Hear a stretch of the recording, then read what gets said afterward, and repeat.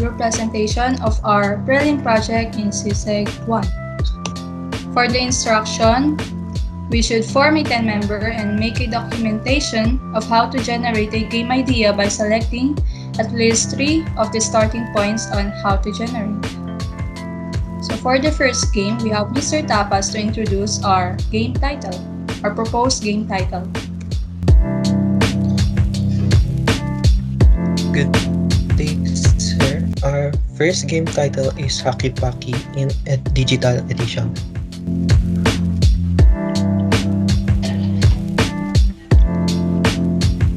Next, what is PUCKY? PUCKY is a digital game that can be played solo or with another player with a maximum of 2 players. Next, we have Mr. Naparan to discuss game ideas.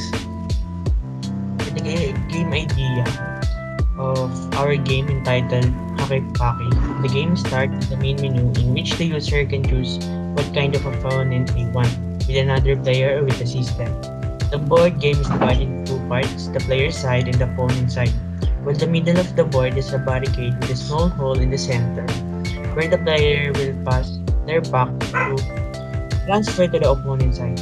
Each player has 5 packs or hacking balls and slingshot in their side that they can use to strike and transfer the packs in each other board simultaneously. The main objective of the game is to pass all the players' packs to the opponent side, and the one who puts all their packs to the opponent's board first wins the game.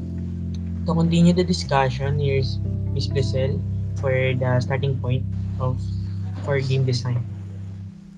So for the starting points for game design, this is the illustration of PUCKY in digital edition.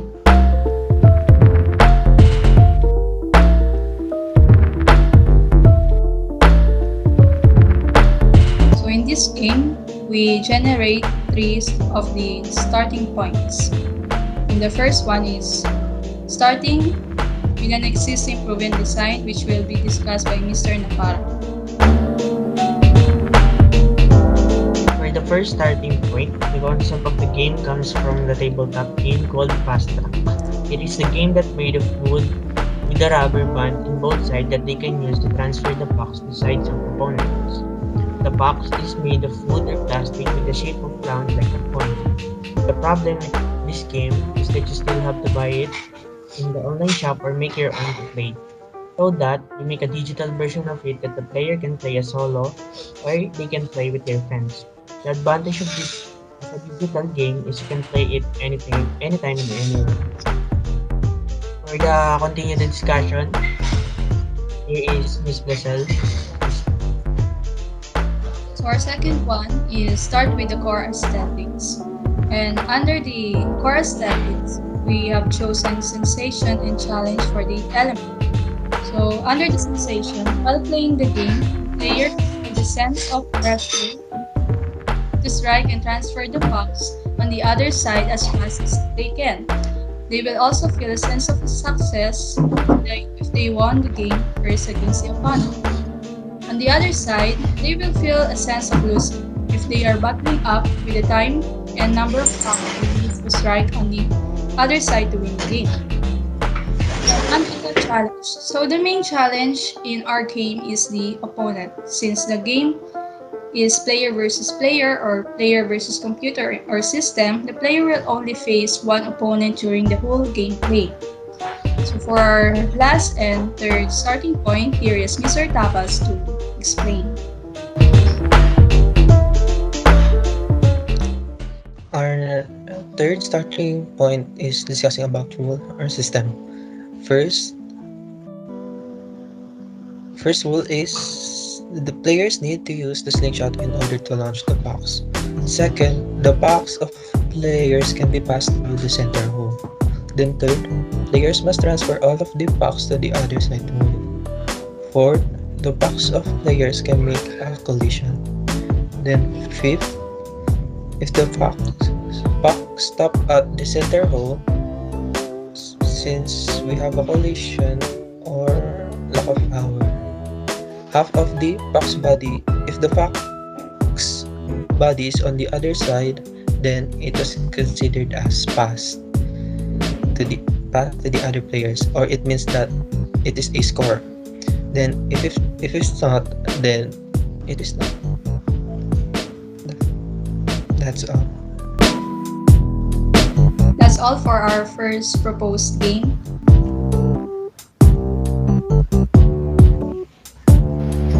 Hello everyone, hello Sir Janus. This is our game ideas. Starting with our point for our game design. So we have two starting point. First is start with a rule or system. Why? Because if we observe a game, sometimes their system have a loading screen that will make a game being so good to see, and also another the menu part, just like this the loading screen, and this is the menu part.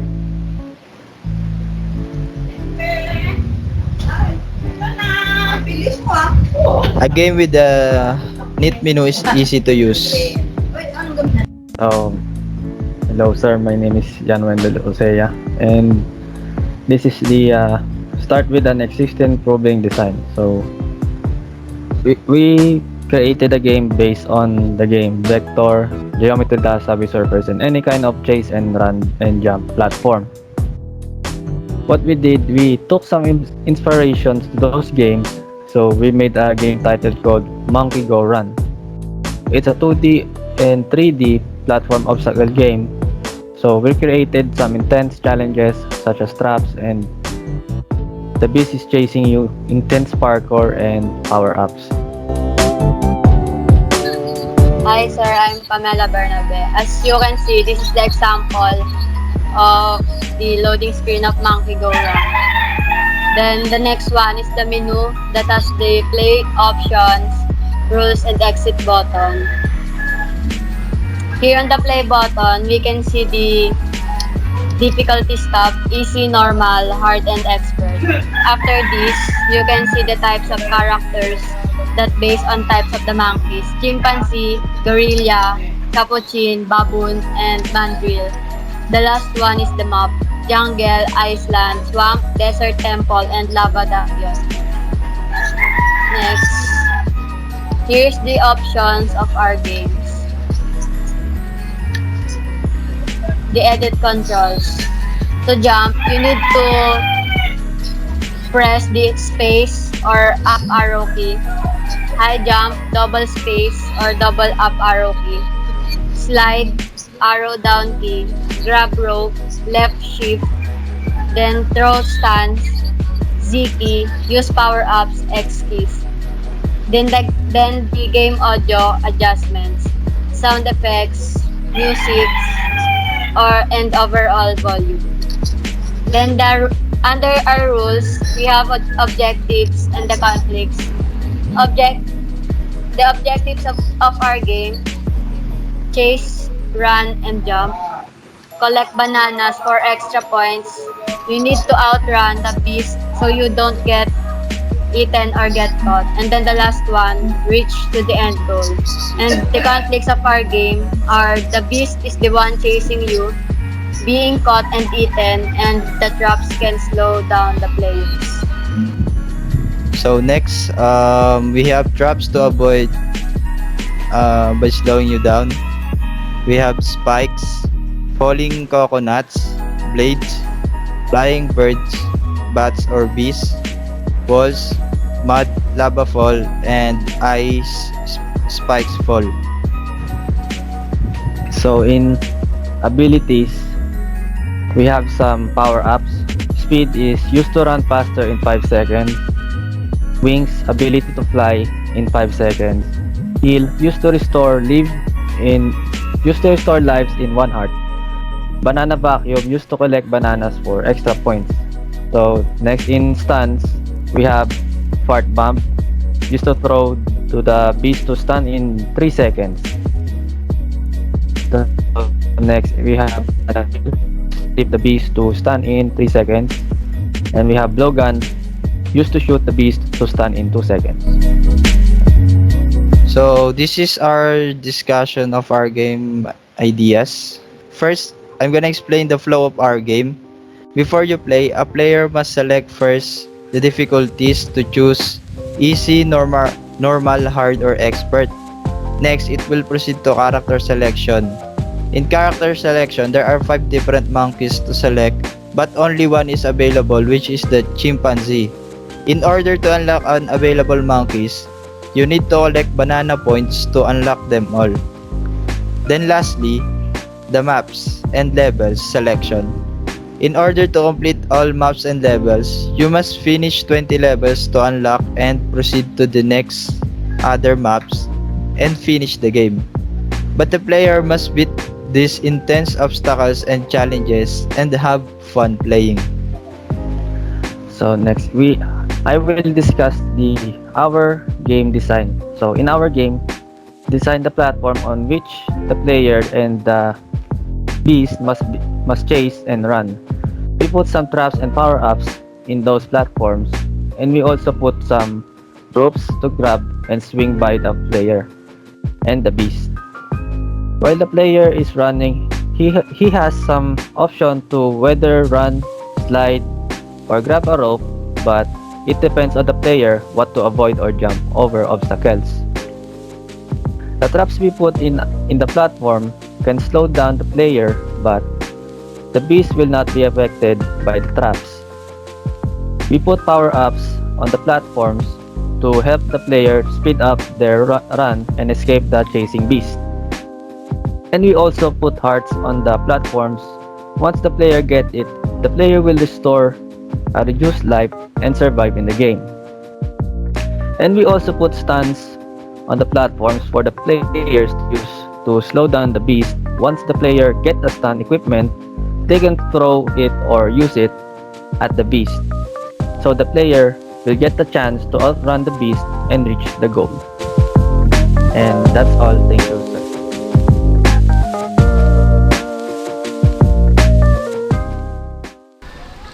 We have combined our 3 selected starting points to start with the market research, narrative, and core aesthetics to generate our proposed game idea. One of the starting points that we did in order to produce this game idea is that we started it with the market research. As a digital age growing rapidly, and that most of the people nowadays are engaged in playing video games and such, which leads us to decide to think of a game idea playable in computers, or the thing called video games. We first considered the in-demand game genres these days. In 2020, Straits Research has curated a list of the top most popular and in-demand gaming genres, which are action games, sport games, adventure games, and etc., which are here displayed on the screen, the top 10 most popular game genres. And we have decided to go with the action-adventure role-playing type of games like Final Fantasy, The Witcher 3 Wild Hunt, and many more. As one of our starting points is to start with a narrative, and decided to make a story-driven game, adapting a story from a Filipino comic book entitled Pedro Penduko by Francisco Coching, and the Filipino TV series The Adventures of Pedro Penduko, depicting the Filipino culture and supernatural beliefs.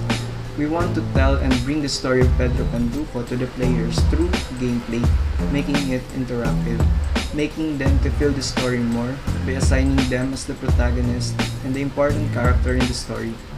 In that way, they'll meet our desired core aesthetics of the game. Which leads us to our next selected starting point, is to start with the core aesthetics, listing down the experiences or emotions that we want to evoke to the players in game, which is the points we consider for players to continue playing the game. The core aesthetics of our game idea are challenge, fantasy, narrative, and discovery. These are the things that the players will and must experience in game. It will be explained later in the video. The world of Talisman. In this game, we would like to introduce the Filipino culture and beliefs, our desired experience, and emotions for the player are challenge, fantasy, and narrative. and discovery. As we first identified the core aesthetic of our game idea.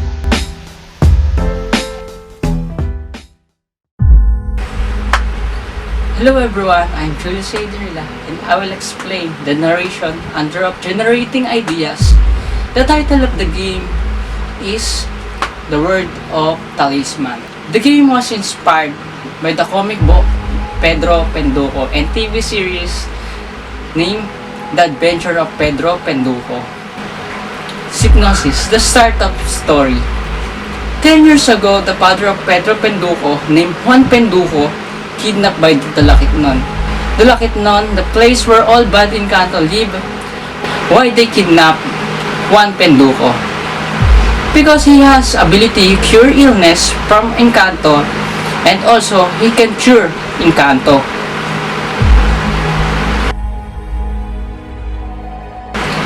At age of 18 of Pedro Penduko, with the help of Floresca, or the good side of Encanto, Pedro gives him anting-anting or mecha to help Pedro to save his father, Juan Penduko. But it won't be easy because he need to travel in every barrio and face the different type of mythical creature to find the pathway to the Dalakitnon. Objective of the game: to open the world of the Dalakitnon, you need to find the person who was able to go out and enter in that place and get the spell or oration to open it. To find that, with the guide of Lambana, you need to travel in every barrio. In every barrio, Pedro need to fix the problem caused by the creatures and face the mythical creatures that he will encounter. When he defeats the mythical creatures, he will gain something with it that he can possibly use on the next barrio. Inside the Dalakitnon, you need to fight the king of the bad Encanto and find his father. Hello, I'm Vince Ferreras. I'm going to discuss to you our core aesthetics. So we are introducing our Filipino culture and beliefs about supernatural and mythical creatures like aswang, tik-tik, kapre through this game called The World of Talisman.